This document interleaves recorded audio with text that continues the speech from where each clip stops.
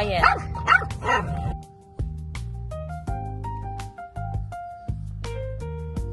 Are you grumpy today? Are you grumpy this morning? Yes, you are. Waiting for daddy.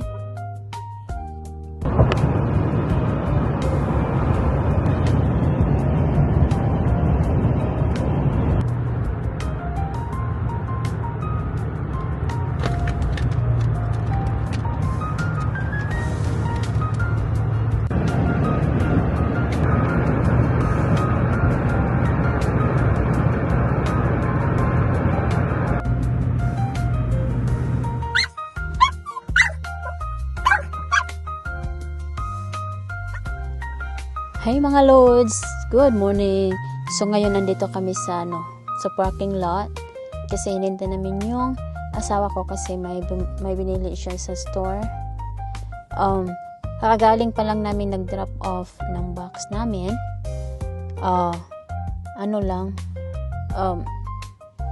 Hinatid lang namin doon tapos uwi na agad. So ito namang isa, napaka-grumpy. Nag-a-attitude naman kasi gustong lumabas. Hello.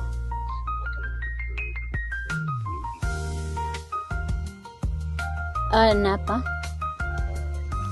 Bye. Is that you?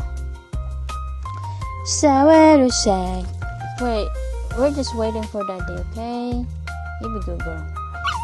So I think she wanna go potty. Alright. Where is your collar? Oh my god, why did it take it off? Well, I guess you have to use this one. Come here. Ay. Ayaw niya magpalagay ng harness kasi gusto. No, Mango, you have to wear this one. You have to wear this. Ay. I'm not gonna take you out. Oh. Come on. Ay.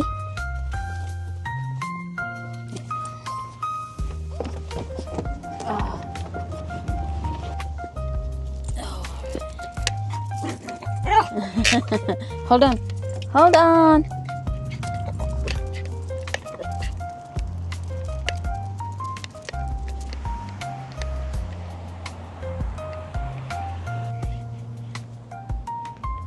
Come on, let's go back.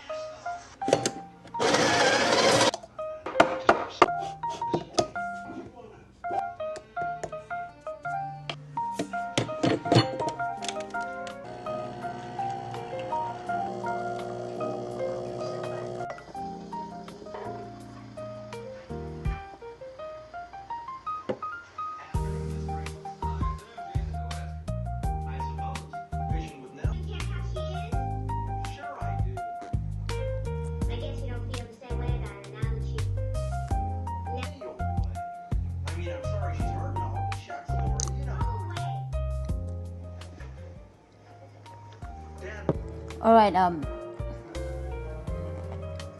pagkabalik pa lang namin nag-drop off sa box namin. So, meron akong nabili galing doon. Ay! Meron akong nabili ng konti sa Asian store. So, meron akong Mr. Chips at saka Piatos. Ano lang ito, panghimagas. Fudgy bar. Hindi ko naman ito kakainin dito. Sa lang pag gugutumin ako sa work. At least may makain. Pati yung mga chichirya. Ano pa bang nabili ko? Ito. Alam ko meron tayong ganito na mabili sa local store. Pero, parang curious lang ako nito. Kaya bumili ako.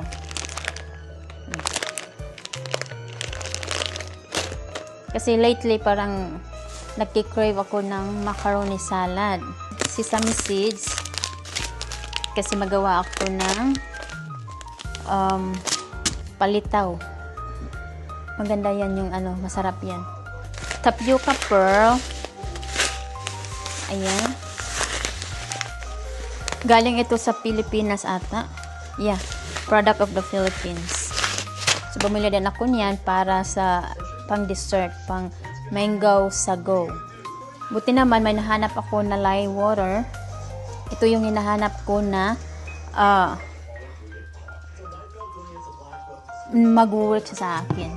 Yung iba hindi siya masyadong mag-work. Yun talagang perfect na perfect. Salted egg. Ayan. Salted egg. Pumili ako ng 2 pack. Meron naman doon sa ibang Asian store, pero since andun ako sa store na yun, doon na lang ako bumili.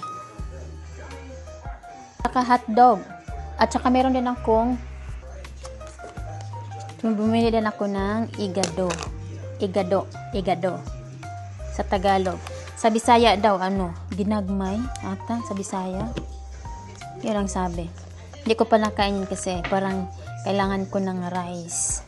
Wala kasi akong rice. Matagal na ako hindi nakapagsaing ng rice. I try my best not to eat too much rice, pero parang mapapakain na tayo ng rice.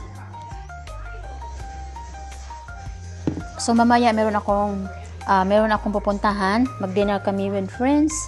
Mga around 6 o'clock in the afternoon. So, hindi ko alam kung makapag-vlog ako doon, but I will try my best.